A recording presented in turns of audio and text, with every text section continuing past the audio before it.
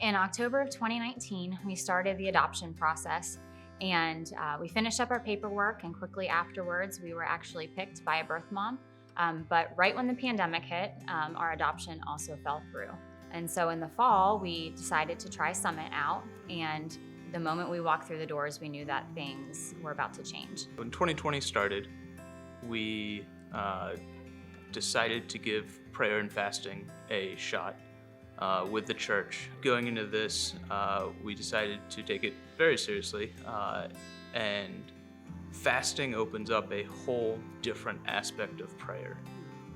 And when you are hungry and physically empty, just the prayers you pray and how you connect, it goes to a different level. For me, at the same time, I heard the Lord telling me to be available and to be still and to wait.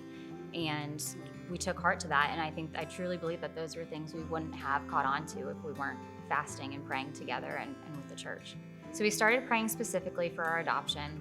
We'd been praying honestly for it for probably about 6 years before our oldest son was born.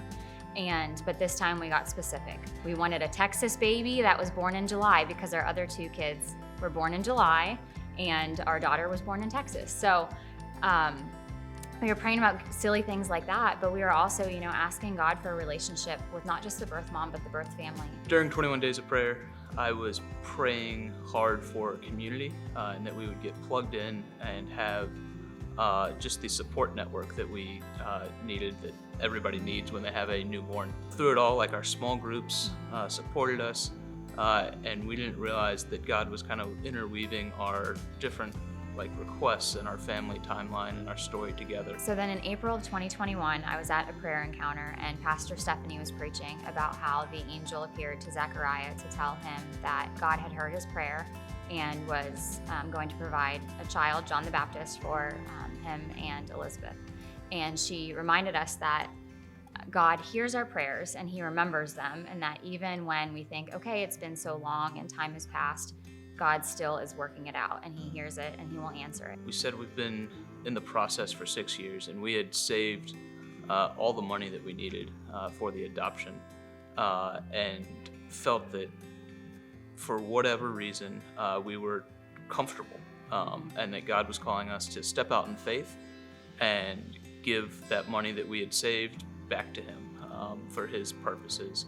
Large amount of it, about a third of what we had saved up, we gave back as an offering, and it felt like a burden just fell off of us, and we felt so much more free about it, and that we were fully in obedience with what we were called to be doing. So then fast forward to the end of June, and we were presented with another opportunity. So we were available, and we said yes. And so then we waited.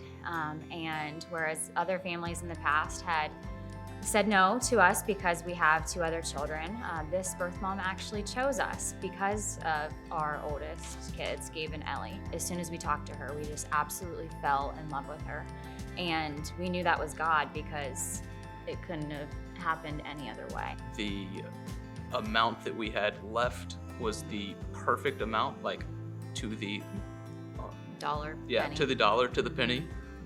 Emptied out the account that we had saved for 6 years. We were already down in Georgia with my family, so we were able to leave our older 2 kids and hit the road immediately, and we were able to get there in time for Joseph to be born. The reason it all worked out is because we started from the beginning with prayer and fasting, and we committed to doing it his way and not our way.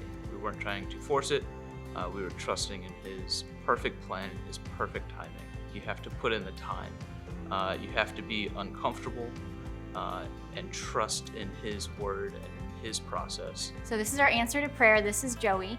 And we just want you to see him as proof that God answers prayers, and that if he can do it for us, he can do it for you, and he will do it for you. He wants to do it for you. No matter what you are praying for, no matter how long it's been, to continue to pray, to continue to trust him, and that if he's asking you to take a step out in obedience, that you do it. We know it's scary, but we promise you that it's worth it and that he will provide, and he is faithful.